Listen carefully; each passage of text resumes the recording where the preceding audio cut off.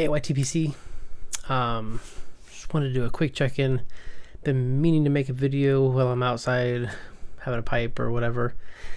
Just never got around to it. Just kind of enjoying my time outside with family and stuff, and just never turned on the camera. So, just kind of hanging out tonight.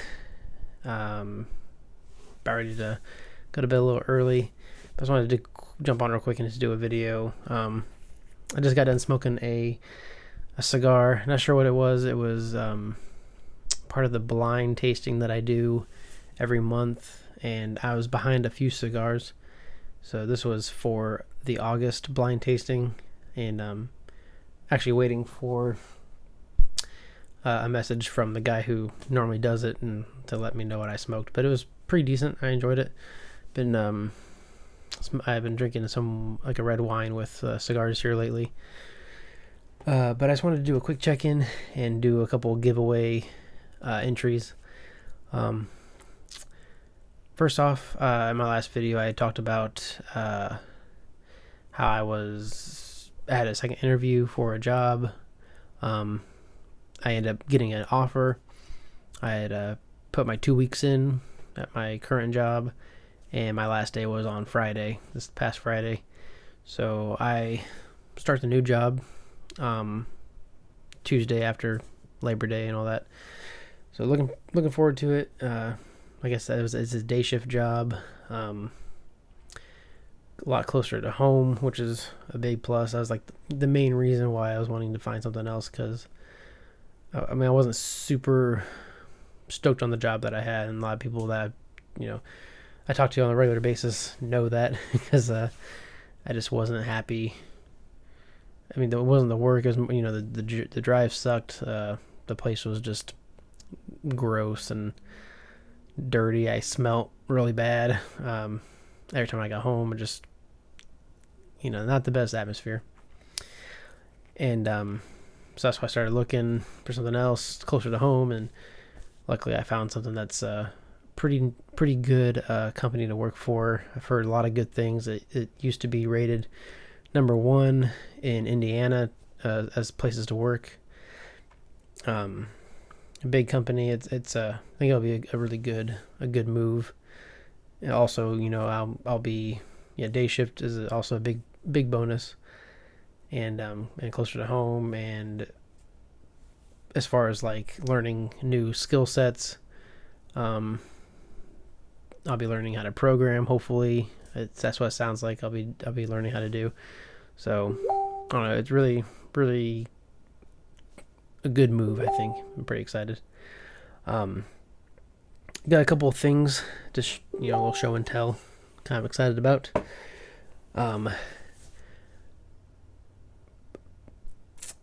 Malcolm's Pipe Shop. Guy named Tom. He's a artisan pipe, not a pipe maker, but a pipe, there's a word I'm looking for. Anyways, he takes stummels and puts on his own rustication and stuff like that. There's a word, and I can't, tip of my tongue, I can't think of it. I'm sure I'll think of it after I end this video. But it's Malcolm Pipe Shop.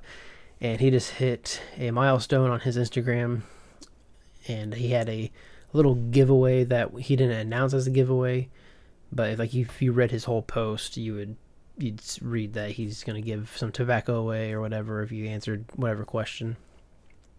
And so I got to hang out with his name is Tom. I got to hang out with Tom at the Chicago Pipe Show, and really enjoyed the chats that we had, and we just hung out and smoked a pipe together, and it was a really, really good. Well, he's one of the guys I really enjoyed talking to when I was there.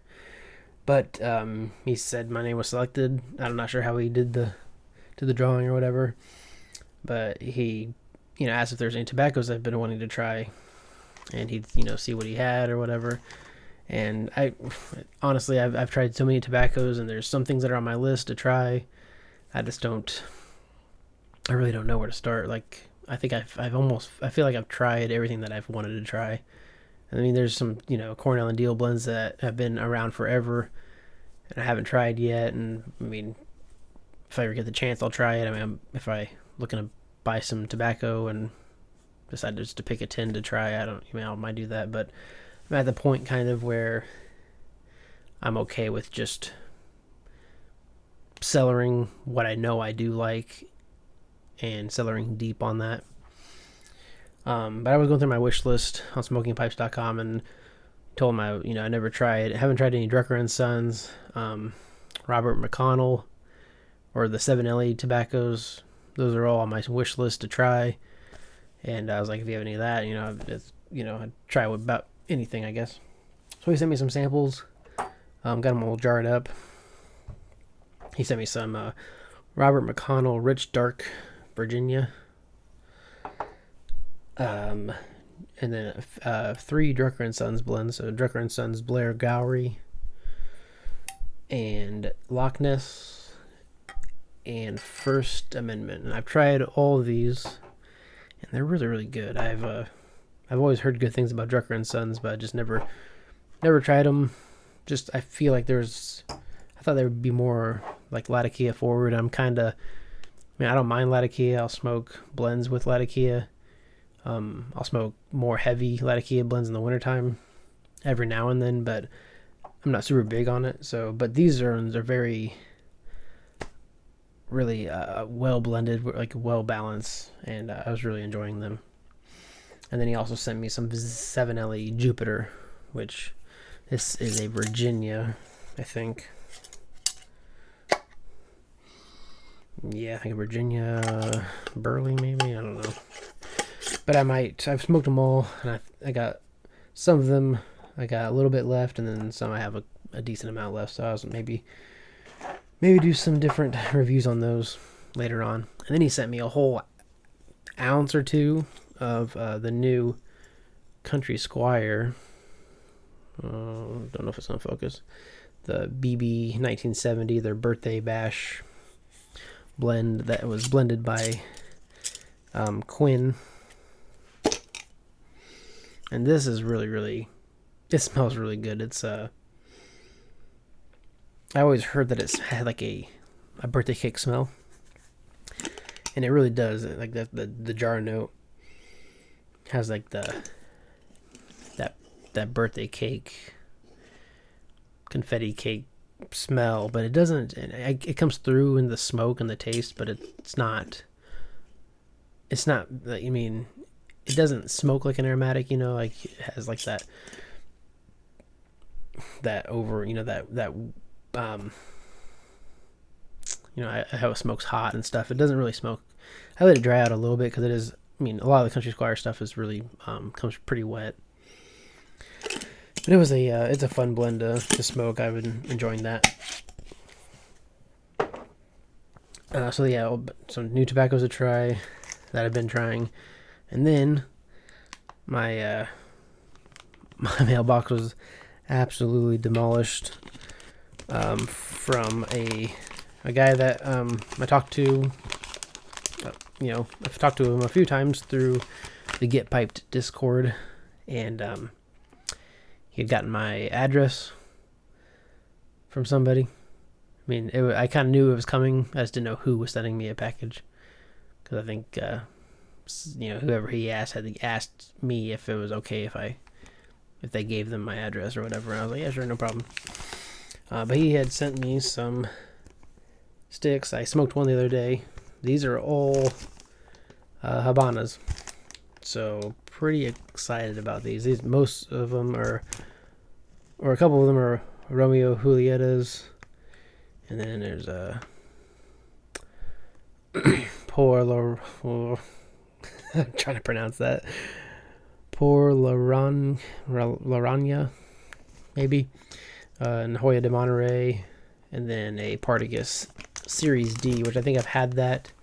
It's been a long time though. So and then there was a Short Churchill Romeo Julieta. I smoked that one the other day. It was really good. But this other Romeo is 2006, so that'll be interesting. I don't think I've had a cigar that old. anyways, gosh, what time? I'm at 10 minutes already. Jeez, Pete. And then another little cool thing that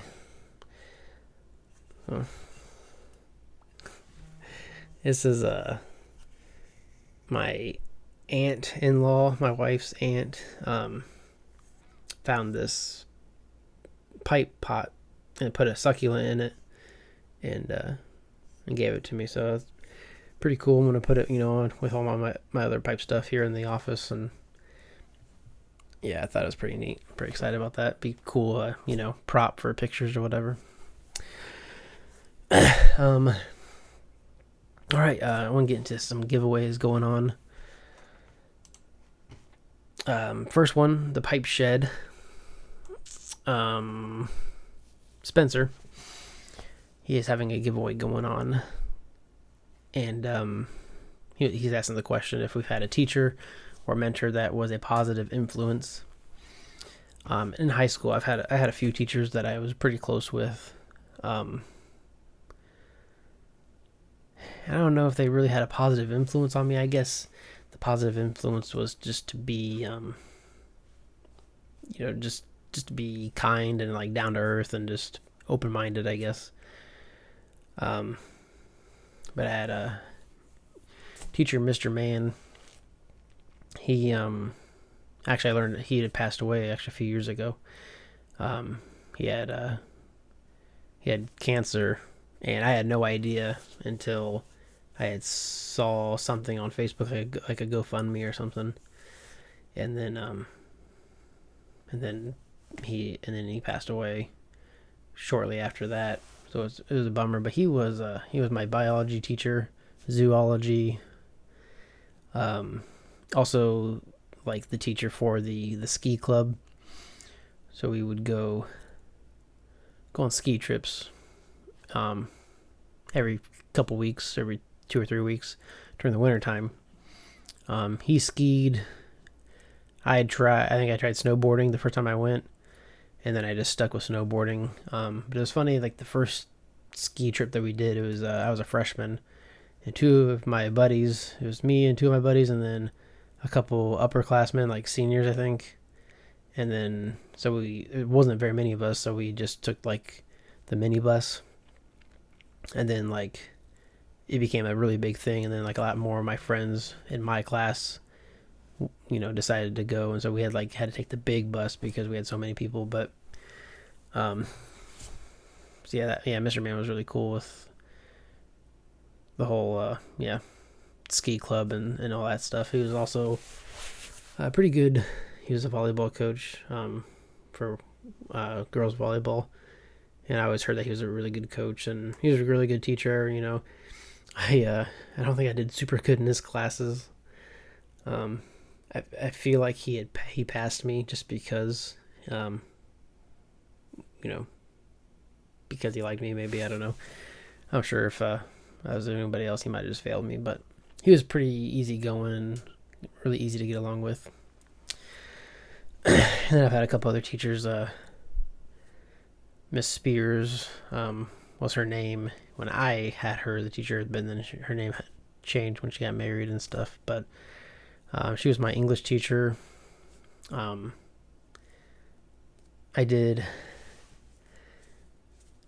like academic, the academic team or whatever. Academic Super Bowl team is what they called it, I think. And but it, he had math, like mathletes or whatever, and then English, language arts, I think history was one, and then there's fine arts. And so I did the fine arts thing, and it was cool. I don't know, I think I was doing it just because I like to do extracurricular stuff, even if it wasn't something that I was really into. It's kind of funny, my sister was also on the team with me too, because I was a couple years older than her. I think I might have did this my senior or my junior year, and she was a freshman or a sophomore. But it was kind of funny, like looking back, like we were on an academic team together as siblings, which is just kind of funny. But yeah, so she was the the coach for that team, and I just always, I still talk to her to this day, you know, on Facebook and yeah, she was always just a cool teacher. I looked up to her. I look up to her now, even like, you know, as far as like talking about just different things about life and stuff like that. So, and then had another teacher. He was my algebra teacher, which I was terrible at math and all that, but he made it pretty fun. Like I remember one day we were talking about statistics and probability or something, and he had asked, he's trying to do an example, and he was using the card game euchre as an example. And I think he asked if who all knows how to play euchre. Me and a few other people raised our hands, and he's like, "That's it. That's all who knows how to play euchre." And he goes, "Who knows how to play pinochle?" Which nobody raised their hands. And he was like, really, and like none of us even heard of the game pinochle. I was thinking like the pinochle that you use, like the game with your hands, like I don't know. And he's like, "Okay, I guess we're gonna learn how to play cards today." So he taught how to play euchre, and then we split up into teams or into groups, and we all played euchre games. And then the next day he taught everyone how to play pinochle, which if you don't know what pinochle is, it's like euchre, but it's like euchre on steroids almost. It's just a lot more different rules. It's 2 euchre decks together, so you know the euchre decks are 9 through ace on the 4 suits, and then so a pinochle deck is double that. So we learned how to play pinochle and all that stuff, and so we would like do our schoolwork and stuff, classwork, and then after we're done with our classwork, we would just split up into groups and play pinochle and euchre. He was also like our chess coach, I guess. I don't know. It's not like we had a chess team, but it was like a chess club that he just started. We had enough interest of students that wanted to play chess and stuff before school, so we met like every Tuesday morning at like 6 in the morning or something like that. Before, you know, I think school started like at 8, so maybe it was like 7 when we'd do the chess club. And we just like hang out and have some different games going on. Every once in a while he'd like have like a lesson, like a chess lesson, because he had Chess Masters, like a software game, like a computer game, computer software thing that you could go through and like learn different techniques and play the computer and stuff like that. So we'd go through like a lesson on there, and then we'd split up and play a few chess games and kind of trying to incorporate those the things that we learned on the lesson. I don't know, but yeah, he was always a really cool teacher, a lot of fun teacher. But anyways, I just wanted to highlight a few of those. I had a lot of other teachers too that I really got along with. I got along with most of my teachers, and they all mean a lot to me throughout high school, and you know, some elementary teachers and stuff too. I had in elementary school, you know, it was like it's 1st through 5th, or kindergarten through 5th or whatever, and I had the same teacher 1st and 2nd grade, and then the same teacher 3rd and 4th grade. So I got pretty lucky with that, because they were like really, you know, great teachers, and I didn't have to like, you know, leave them after, you know, a year. It was kind of cool to be able to stay with that same teacher for a couple of years. Yeah, that's really all I got on that. And then Chad Lethal, I know I have him on Instagram, and he just made a YouTube channel. Been catching Lethal Precision. That's it. Chad, he has a giveaway going on too. About how we got into pipe smoking.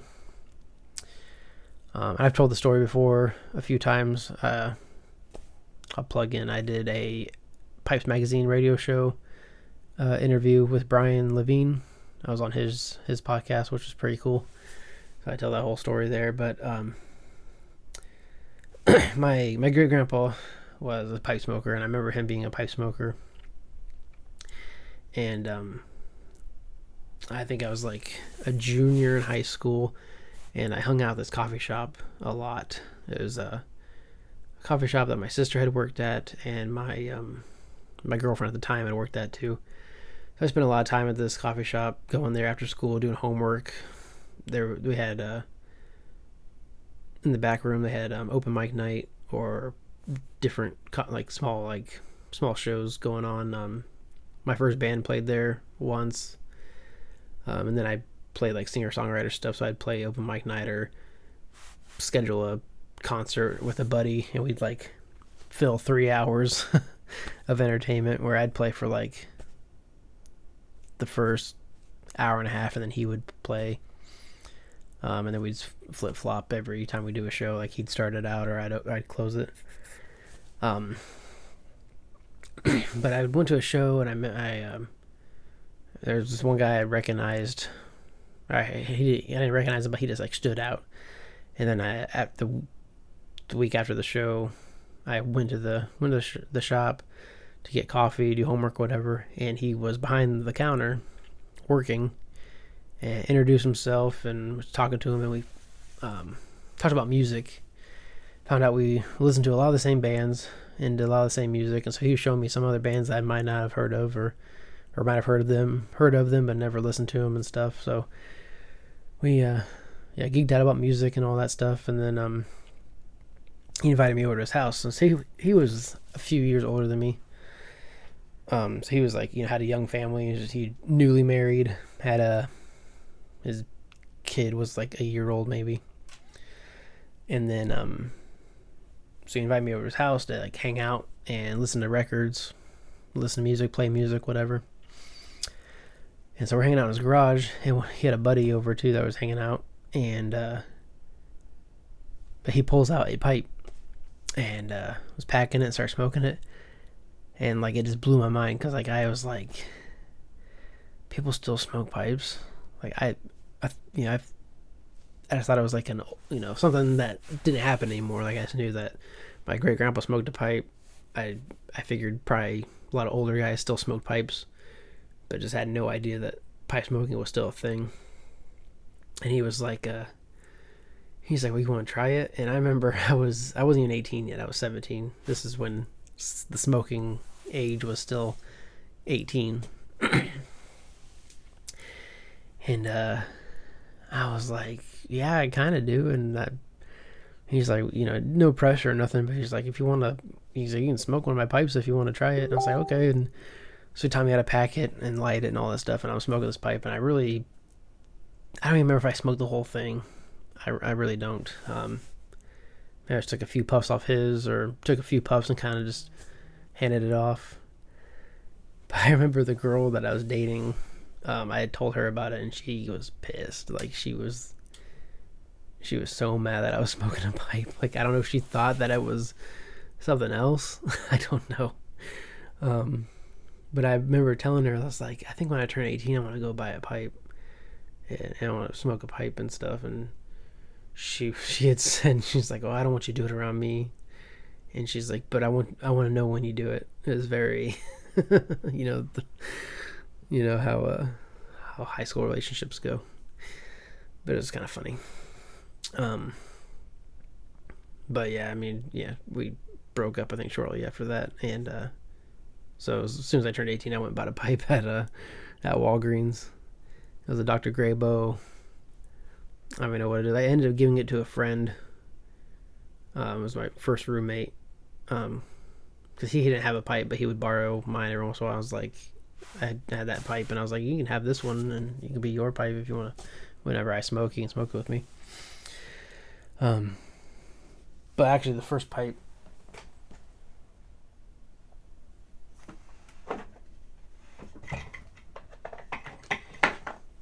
I did a pipe story on this one, but this is the first pipe that I smoked that evening when I went over and hung out. So this is my best friend Ryan. He's the one that got me into pipe smoking. He's my we ended up becoming really good friends, best friends. The mic's probably picking that up, and it's probably terrible sound. But it's a Brylon pipe, which only Brylon pipe I have. Like, Brylon's not a huge, it has like it probably fits a filter. It's a metal tenon, but it's a Medico Metalist. But he ended up giving it to me, years later, after I was like, I took that pipe smoking thing and I ran with it. He still smokes pipes too, but I don't think he is. He didn't really deep dive like I did. He had his favorite tobaccos and his favorite pipes, and that was about it. I kind of took it to the extreme and have tons of tobacco and tons of pipes and did the YouTube thing and all that stuff. But anyways, so yeah, that's how I got into it. And it's kind of cool, like smoking and hanging out, or thinking about my great grandpa and stuff when he smoked. Or when he was alive, I think he smoked. I'm pretty sure he probably smoked a pipe up until he passed away. But I'd like to learn more about his pipe smoking. I guess I did find out he smoked half and half. So I bought some half and half and smoked it, and it's good stuff. I think. Kind of curious if he ever tried anything else, or even what kind of pipes he smoked. I remember he smoked like a bent billiard, and that was like the pipe that I remember him having. Anyways, this video has gone on long enough. I gotta make up for a couple weeks going by and not making a video. I've been trying to make videos and trying to do some more tobacco talks and stuff, but hopefully with being on first shift, it's gonna be a lot easier to do. So anyways, thanks for watching. Thank you, Spencer and Chad. I'll put links to their channels. Also check out Malcolm Pipe Shop. And thank you, Andy, for the cigars. So anyways, catch you in the next one. Thanks.